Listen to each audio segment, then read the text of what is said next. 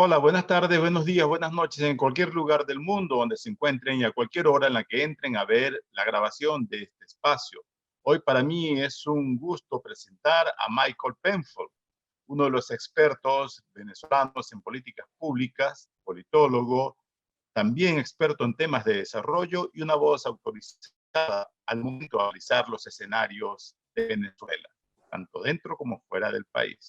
Muchas gracias, profesor. Bienvenido de nuevo a El Estímulo y de Objective, donde estamos también transmitiendo este espacio. ¿Cómo estás, Omar? Un placer poder acompañarte en tu programa. En estos días, Venezuela otra vez se levanta la posibilidad de un diálogo, una negociación entre la oposición o parte de la oposición y el régimen de Nicolás Maduro, con la intermediación de Noruega. Michael Penfold ha sido uno de los analistas, de los expertos que más ha recomendado la necesidad de que este país llegue a un acuerdo, una discusión, a una negociación para encontrar salidas a la brutal crisis económica, política y social que padece este país. Recientemente, en una columna publicada en el diario El País de España, por cierto, retomaba este tema y mencionaba un punto fundamental. La teoría del todo o nada no tiene ningún sentido y contexto. ¿Cómo ve entonces usted esta posibilidad real o no de un diálogo en Venezuela? Mira, en primer lugar, creo que es un avance que tanto la oposición democrática como el oficialismo acepten la posibilidad, todavía no cierta, que pueda haber una negociación. Y creo que eso es resultado de una serie de factores externos a los mismos actores que ha permitido que eso ocurra. Del lado internacional, creo que el cambio de la administración de Trump a Biden marca un hito importante, que si bien la administración Biden no va a cambiar toda la estrategia de política exterior de los Estados Unidos hacia Venezuela, en especial el tema de las sanciones, sí ha cambiado su idea de lo que es el objetivo de esas sanciones, de esas restricciones internacionales, que es producir, más que una ruptura del oficialismo, del régimen, del chavismo, es producir unas elecciones libres y justas en el marco de una presión internacional y de una salida mucho más multilateral, que pase por una coordinación más estrecha, especialmente con Europa. Y del lado de la oposición, creo que el surgimiento, digamos, de grupos que han estado promoviendo una alternativa a una estrategia que no venía funcionando, que había de alguna manera erosionado el capital político del gobierno interino, que empezó a buscar opciones de negociación, primero alrededor de las elecciones legislativas que fracasaron, pero que a pesar de haber fracasado, tanto Enrique Capriles como Stalin González y Vicente Díaz lograron conseguir la liberación de 150 presos políticos en septiembre. Y posteriormente, en lo que fue con la participación de la sociedad civil venezolana, en particular del Foro Cívico, lo que fue el proceso de nombramiento del nuevo CNE como un paso muy incipiente, pero importante. Esos dos elementos creo que movieron el piso, han ido moviendo el piso político tanto del oficialismo como del mundo democrático. Por el lado del oficialismo, creo que le crea más incentivos entrar en una negociación, entendiendo que la posición de los Estados Unidos, en la medida en que se otorguen ciertas garantías electorales, puede implicar remover ciertas restricciones internacionales, no todas, porque eso va a pasar por un proceso de implementación gradual del acuerdo al que se pueda llegar. Y del lado de la oposición, creo que el ala más dura de la oposición no le quedó más remedio que aceptar que la negociación era inevitable.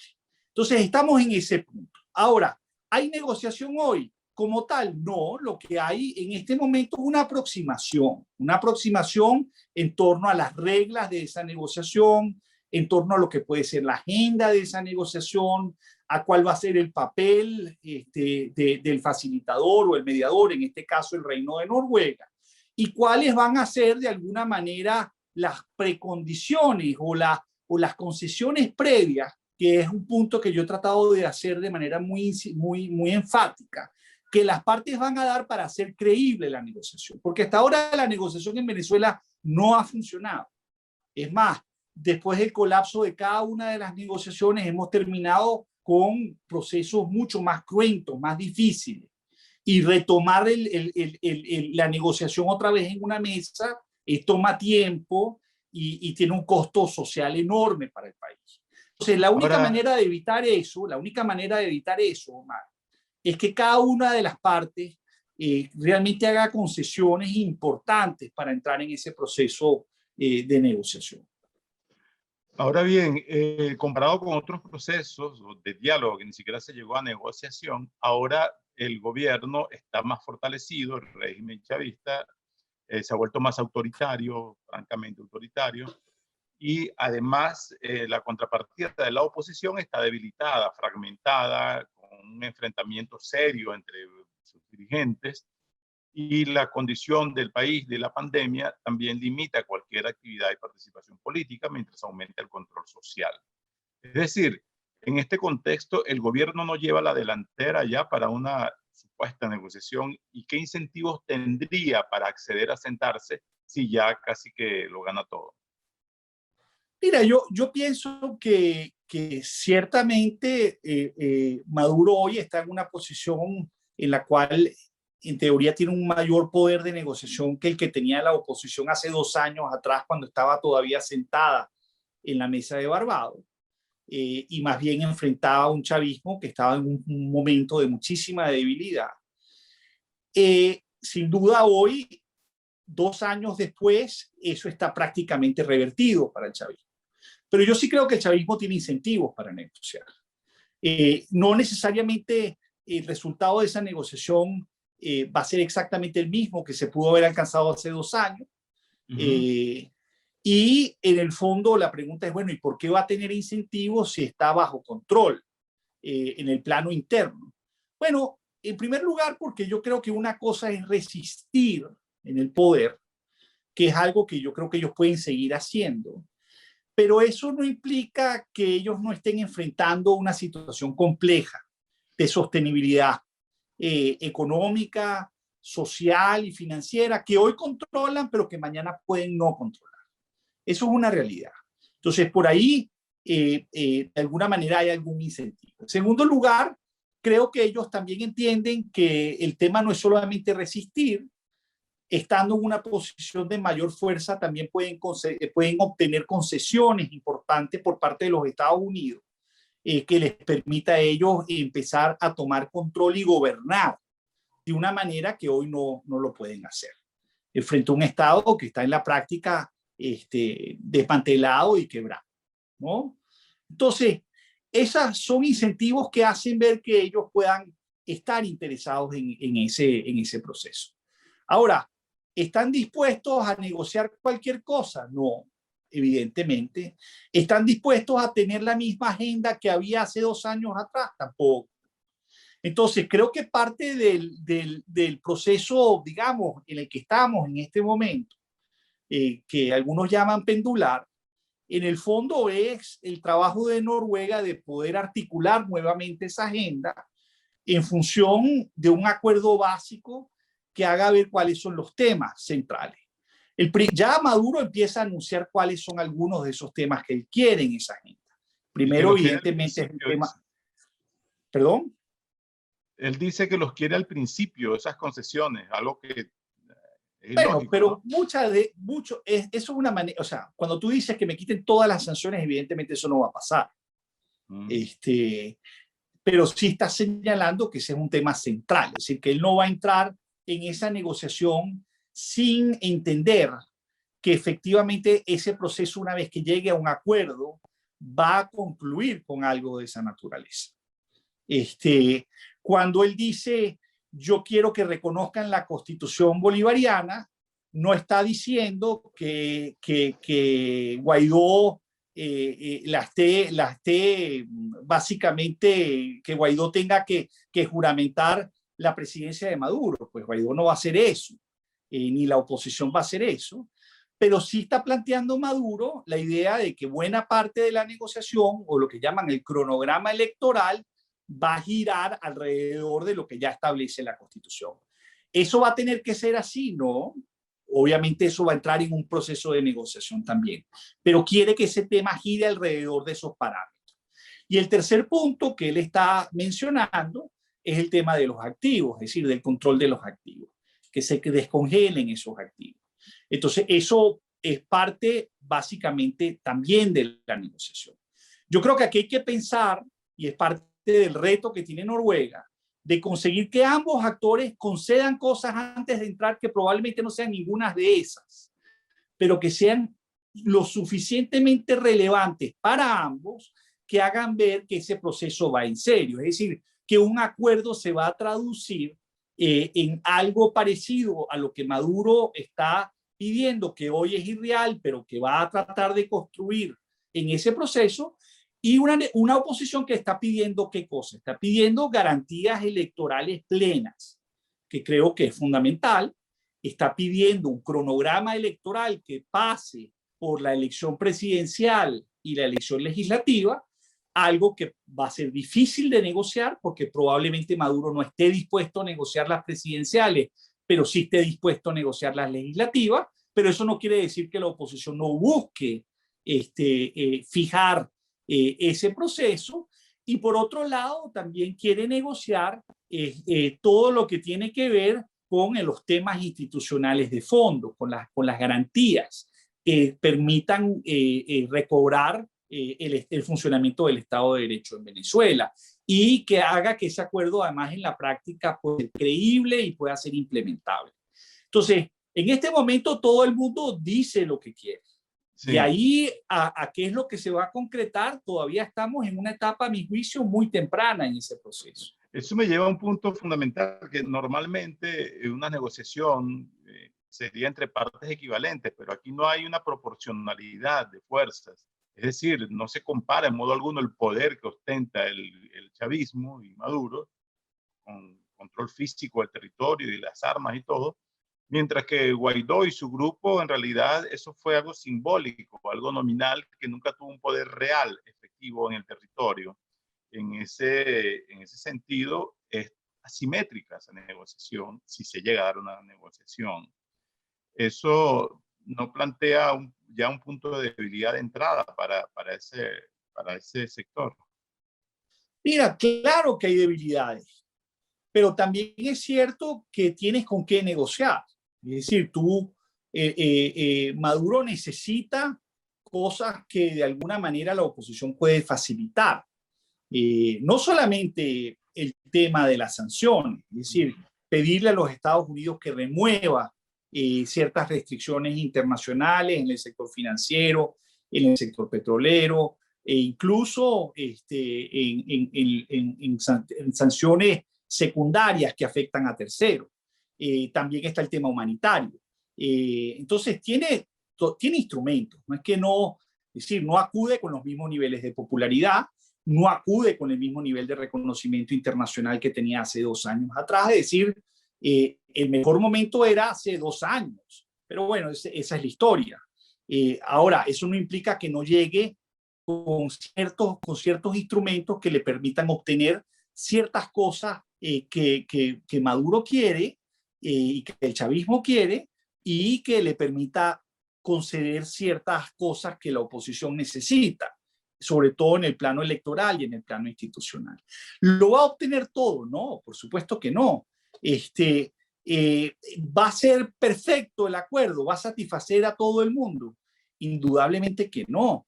Va a tener que hacer más concesiones Maduro que la oposición. En algunas dimensiones de la negociación seguramente, en otras más bien el chavismo va a tener que hacer concesiones más importantes de cara a su propio, digamos, a sus propios seguidores, etcétera. y a las propias fuerzas internas que lo sostienen. Entonces, bueno, en eso estamos. Ahora, lo que sí es cierto es que para poder asegurar un proceso exitoso, ¿no?, ambos tienen que estar dispuestos efectivamente a construir esta salida conjuntamente. Cuando la gente dice, no, vamos a la negociación y esto, vamos de una cosa por la otra, bueno, es una manera de ver la negociación. Las negociaciones implican que hay ciertas opciones que se construyen políticamente, colectivamente en esa mesa. Y ese es el ambiente que Noruega tiene que generar para abordar un punto que para mí es central. Por ejemplo, hace 2 años atrás, para la oposición, probablemente el tema electoral era central. Hoy yo pienso que para la oposición, más que el tema electoral, es el tema institucional de fondo del país, que explica toda la crisis en la que estamos viviendo, que es el desmantelamiento del orden constitucional en Venezuela. Entonces, ¿cómo reconstruir eso? Es central. Ahora, los Estados Unidos también están dando unas directrices muy claras de qué es lo que quieren. Quieren, en este momento, pareciera que los Estados Unidos no está viendo la negociación básicamente como una transición, como la había planteado Trump hace 2 años atrás, sino la ve más bien como un acuerdo que garantice 3 cosas. La primera, un cronograma electoral. La segunda, unas garantías electorales. Y la tercera, un abordaje sobre el tema institucional de fondo en el país y sobre todo sobre las garantías políticas y los derechos civiles y políticos de los venezolanos. Ahondando en ese punto de los venezolanos, a muchos les suena distante este lenguaje, estos temas políticos, porque no se identifican con ellos en medio del apremio del día a día. Se ha señalado que este país vive situaciones equivalentes a las que hubiera dejado una guerra civil o un gran desastre natural sobre la población. ¿Cuál es su diagnóstico de esta situación de Venezuela y si cree que hay tiempo para agotarse en estas discusiones, estas esferas, mientras cada día hay gente por esta crisis humanitaria? Qué gran pregunta, Omar, porque tienes toda la razón. Si esta negociación desde el principio no se traduce en cosas concretas para la gente, que la gente diga, ves, sí vale la pena sentarse. Sí hay consecuencias positivas de hacer eso. Si eso no ocurre, va a ser difícil que la gente le preste atención y además realmente desee que ese proceso llegue a buen puerto, que yo creo que es fundamental. Por eso que yo insisto en que desde el principio hay que hacer concesiones realmente sustantivas, que hagan ver que este proceso no es solamente creíble, sino que se va a traducir en una mejora real para la gente. Si eso no ocurre, pues de alguna manera ese es un proceso de negociación que, como lo ha sido en el pasado, es vulnerable. ¿Es muy vulnerable a qué? Es muy vulnerable a factores desestabilizadores, tanto internos como externos, que no quieren ver que esa negociación llegue a ningún buen puerto. Entonces, yo soy de los que piensa que en este momento ni el chavismo ni la oposición democrática en Venezuela tienen capacidades desde el punto de vista unilateral, es decir, esta idea de que ellos actúan para conseguir su primer orden de preferencia, ¿okay? En el caso de la oposición, una transición rápida tipo 23 de enero de 1958, o el chavismo, que es mantenerse resistiendo en el poder permanentemente. Yo creo que ambas opciones son básicamente poco probables. Es decir, el chavismo hoy puede resistir.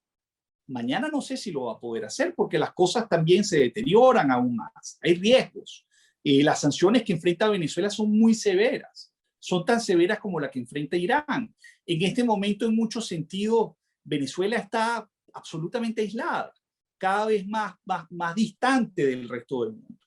Entonces, y por el lado de la oposición, esta idea de una estrategia dura, que va a haber una gran coalición internacional, que va a remover al chavismo del poder, también luce poco realista. Sobre todo una región como la que estamos viendo, que está cambiando en medio del COVID-19, desde el punto de vista político, está cambiando dramáticamente. Y lo mismo es cierto en el resto del mundo. Entonces, hoy, realmente la única opción real que tienen ambos lados es esta. ¿Puede fracasar? Hasta ahora ha fracasado. ¿Puede funcionar? Bueno, depende de muchas cosas que hay que construir y que, insisto, que el principal objetivo de Noruega en este momento es garantizar que esas condiciones estén allí, que esas concesiones previas se hayan dado, que no estemos en una negociación que sea una simple extensión del conflicto venezolano, sino que estamos entrando realmente en un proceso más distendido donde colectivamente, socialmente, políticamente, vamos a construir un acuerdo que realmente pueda permitir rescatar al país. ¿Ese acuerdo va a ser perfecto? No. ¿Va a ser implementable todo? Bueno, algunas cosas van a ser más fáciles de implementar que otras. Eso es así en todos los conflictos políticos que se han vivido, desde Irlanda del Norte, con el acuerdo de St. Andrews, pasando por los acuerdos en Colombia, por distintos acuerdos que han habido en conflictos similares en otras partes del mundo. Eso es lo que nos toca. No tenemos otra opción, a mi juicio, salvo esa. Si la desperdiciamos, Omar, el conflicto va a seguir. Eso no nos quede la menor duda. Y el deterioro Pero ¿cuáles serían esas fuerzas que menciona? ¿Cuáles serían esas fuerzas, esos intereses que no quieren una negociación? ¿Y dónde están y por qué? Mira, fíjate que yo creo que, por ejemplo, en el proceso anterior, yo estoy convencido que Bolton no quería ese proceso de negociación.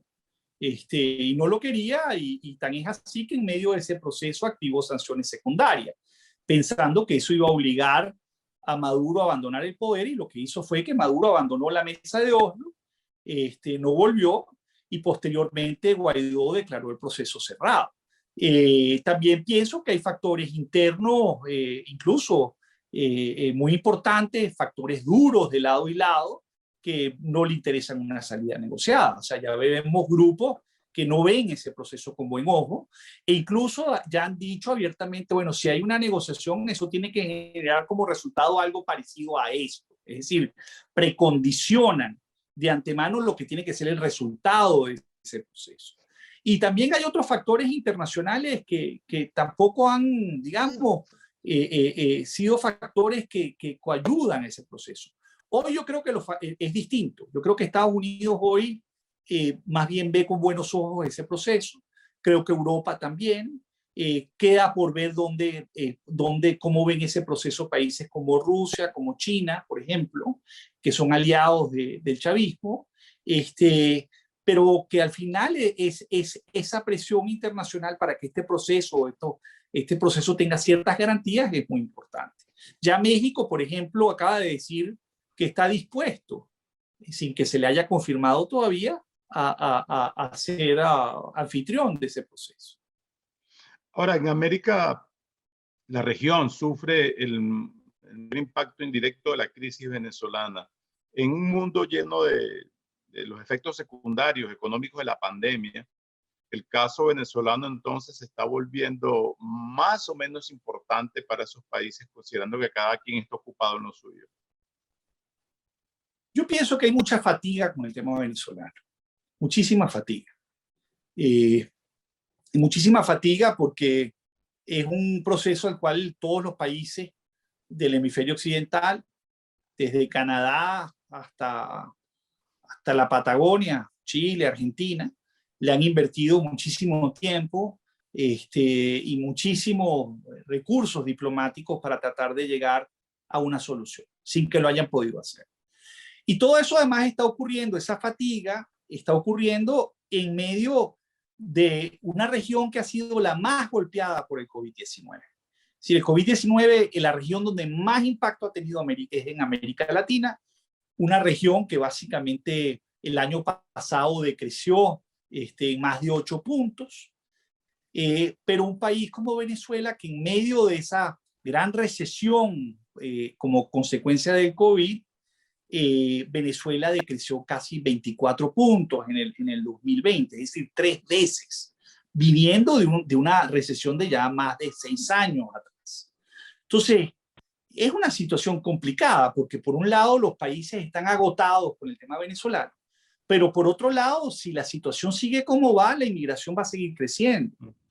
La ONU está hablando de que, digamos, la ola inmigratoria venezolana puede llegar a 7 millones de personas para finales del año, para principios del otro año, si no hay, digamos, una salida humanitaria a la situación.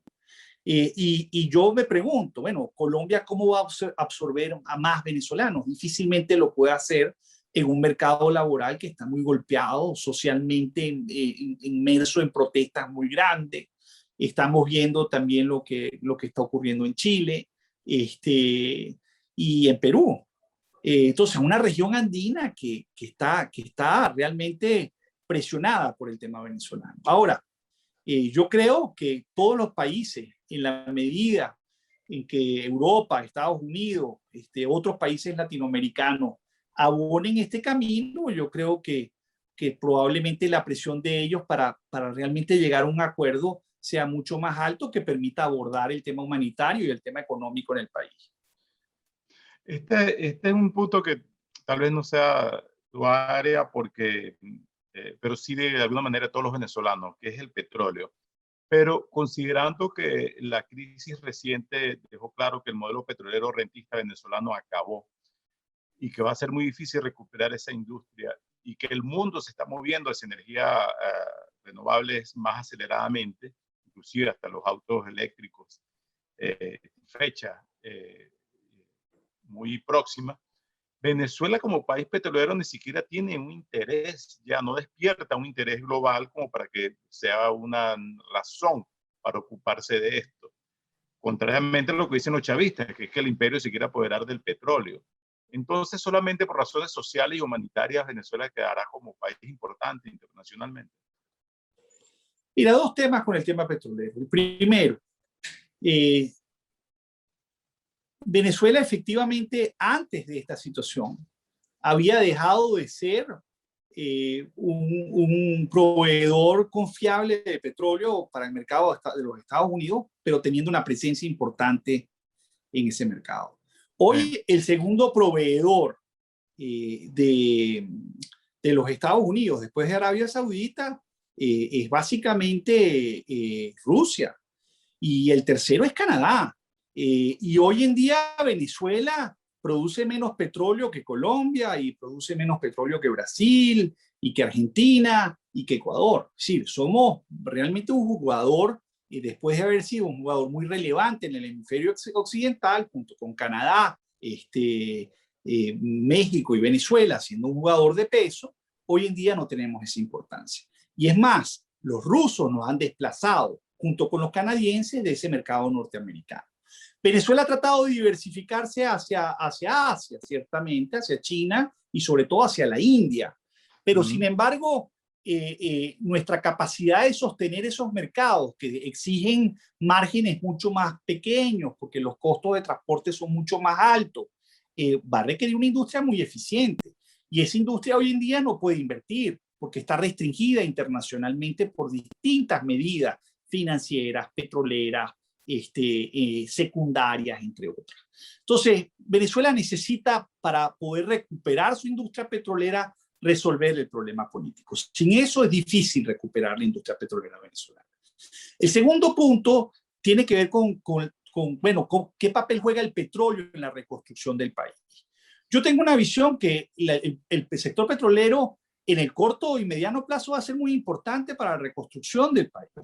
Y ciertamente en las condiciones del mercado, la tecnología, el tema climático, va a impactar de manera muy importante la industria petrolera en el corto, mediano y largo plazo. Ya lo vimos ahorita con la decisión en Europa en torno a la necesidad de los operadores internacionales de tener que pagar más impuestos por temas ambientales.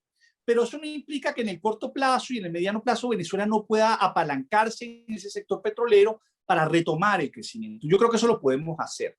Pero para que eso se haga en un país cuyo riesgo geológico es bastante bajo comparado con otros países como Colombia, como Ecuador, Perú, Argentina, etcétera, va a requerir de mucha confianza institucional. Es decir, al final el problema de Venezuela es fundamentalmente institucional. Y sin eso, sin resolver ese problema, atraer a esos inversionistas extranjeros, esos operadores de primer nivel, va a ser muy difícil.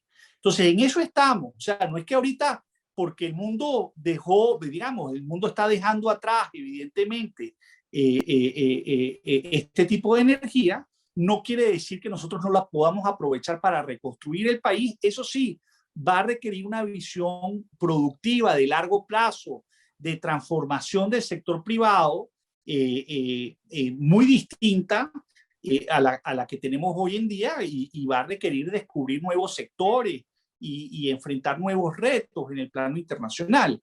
Porque en el fondo, Omar, Venezuela tiene un gran reto, que es volverse a reinsertar en el mundo. Hoy estamos aislados del mundo. El petróleo nos puede ayudar en una primera etapa a reinsertarnos, pero esa reinserción sin una estrategia, digamos, de diversificación y transformación productiva de más largo plazo, yo creo que va a ser muy limitada. Ya para terminar, volviendo al tema de la negociación, el tema del comienzo, ese bloque opositor que está negociando, que negociaría con el gobierno, está limitado, que uno sepa, que ustedes sepan, al sector de Guaidó, porque entiendo que ha perdido apoyo internacional, que se ha vuelto un poco incómoda esa figura internacionalmente para algunos gobiernos, y habría que ampliar el abanico de negociadores. ¿Qué se ha escuchado en torno a estas negociaciones pendulares sobre la contraparte de la oposición? Mira, aquí hay varios mitos que yo creo que hay que derribar. Sí.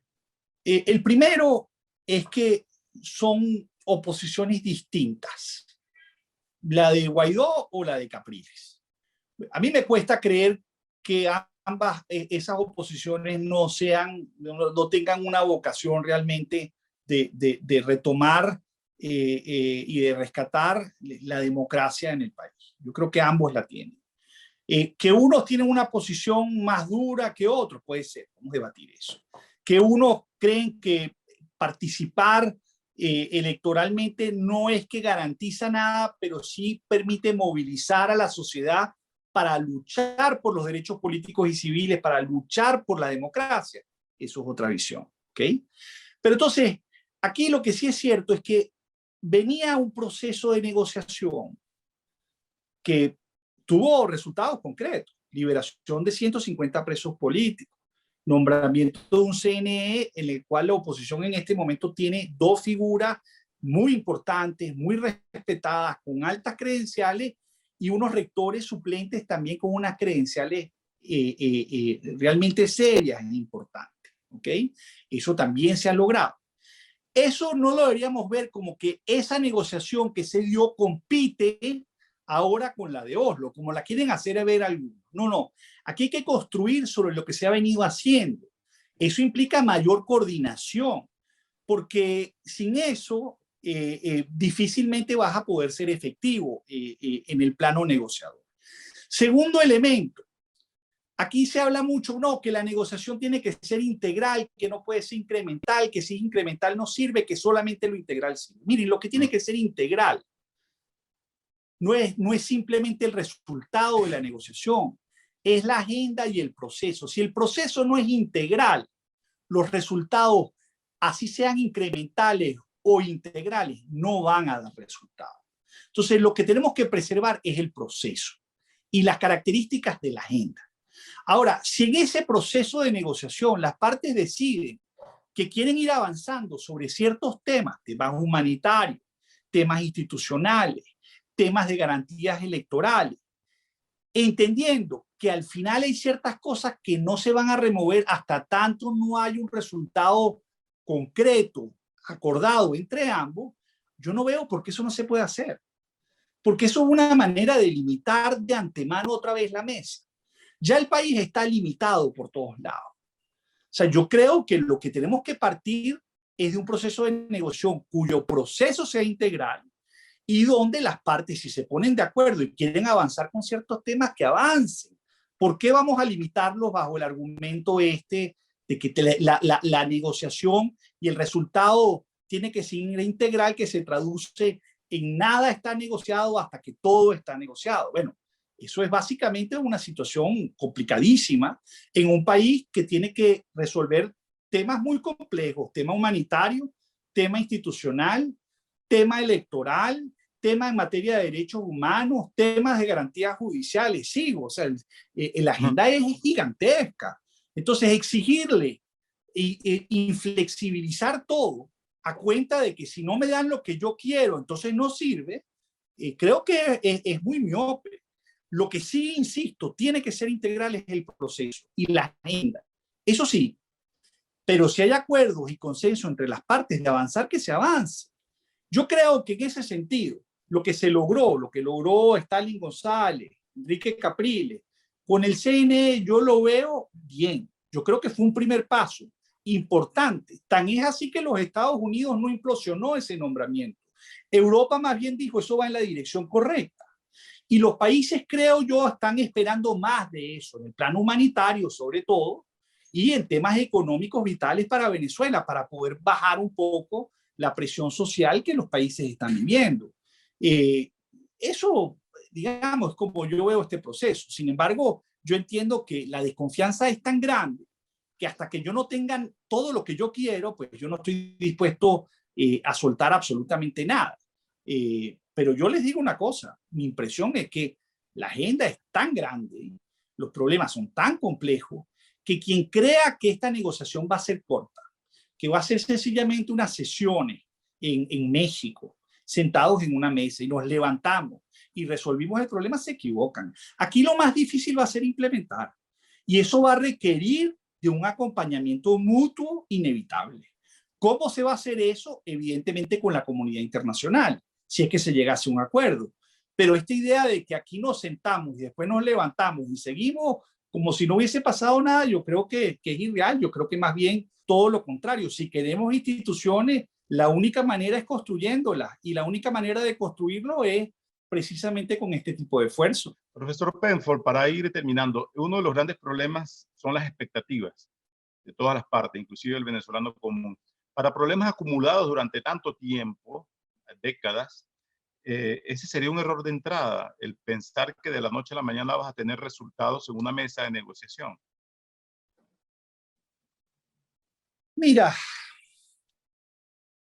como te dije, esperemos que esto avance y ojalá que tenga un buen final. Ahora, ese final no está garantizado y ni siquiera el arranque está garantizado todavía. ¿Ok? Yo creo que esto se va a dilatar un poco más porque hay expectativas muy disímiles entre el chavismo y la oposición sobre todo sobre cuál debe ser esa agenda. Y creo que todavía las partes no han llegado al convencimiento que tienen que entregar de entrada algo importante para que este proceso el país lo pueda realmente digerir y aceptar. Ahora, hay ciertas cosas que a mí me hacen ser optimista. La primera es que cuando tú ves las encuestas, al menos las encuestas de los venezolanos que están en Venezuela, que cada vez son más distintas a las encuestas de los venezolanos fuera, eso no quiere decir que sencillamente lo que refleja que vivimos en mundos muy disímiles, pero los venezolanos acá pareciera en más de un 60% apoyar este tipo de proceso. Es decir, este proceso no es impopular. Lo segundo es que la gente quiere una salida electoral, es decir, la gente quiere votar. Entonces, abrir ese camino desde las regionales, pasando por la mesa de negociación y volviendo otra vez a las elecciones, sean legislativas, presidenciales, cuando se determinen, yo creo que es lo único que nos queda realmente concreto. Lo segundo que me hace ser optimista es que Venezuela, si llega a un acuerdo, puede empezar un proceso de recuperación, porque en primer lugar vamos a tener la capacidad de volver a acceder a financiamiento de organismos multilaterales sin los cuales es prácticamente imposible recuperar los servicios públicos del país. Y poder recuperar además el sistema educativo venezolano. Entonces, eso, digamos, creo que puede ser un detonante muy importante de expectativas, porque solamente ese cambio hace que la gente perciba que el futuro en Venezuela tiene unas características diferentes. Ahora, los resultados de corto plazo de esto van a ser altísimos, no necesariamente, pero sí creo que en la medida en que ese proceso de implementación vaya avanzando, si es que llegamos a un acuerdo que, como dije, es algo muy incierto, yo creo que el país va a ir acompañándolo. Porque el país viene de sufrir en la práctica un conflicto político que ha arrojado unos resultados económicos y sociales atroces.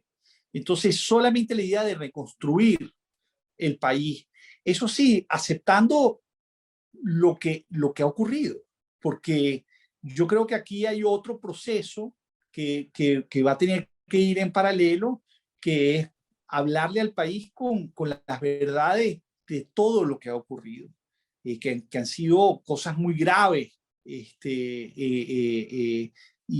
muy lamentables, y también un país que necesita reconectarse nuevamente con el liderazgo político, con un liderazgo que realmente vaya a resolver los problemas que ellos tienen en las regiones, en las ciudades, los problemas económicos y financieros que tiene el país, reconstruir la industria petrolera, volver a soñar con un sector privado que para mí, en lo personal, es fundamental en la reconstrucción, porque es básicamente quien puede realmente y quien podría llegar a tener el oxígeno necesario para impulsar otra vez el crecimiento.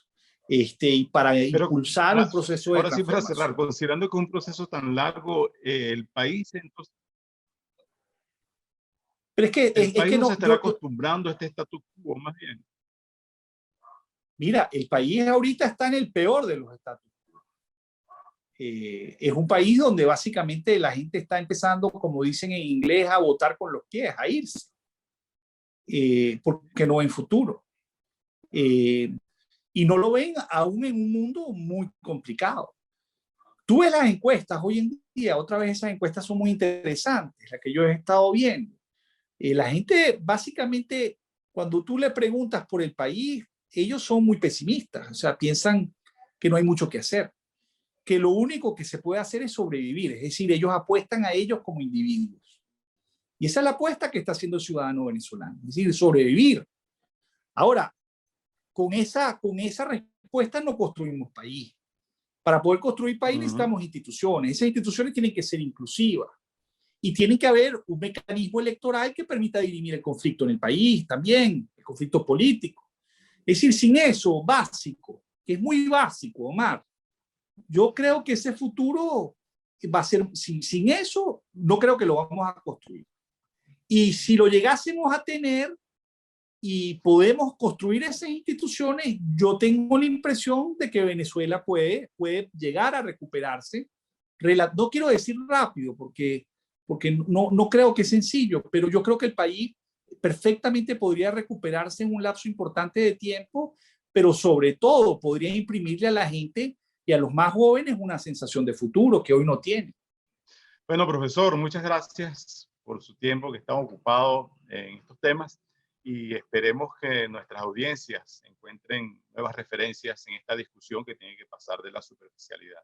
Muchas gracias en nombre del Estímulo y de Objective. Muchas gracias, Omar. Placer. Así hemos llegado hoy al final de esta entrevista de nuestro espacio de escenarios para el Estímulo y de Objective. Buenas tardes, buenas noches, buenos días en cualquier lugar del mundo donde se encuentren al momento de ver este espacio. Hasta la próxima. Les acompañó Omar Lugo desde Caracas.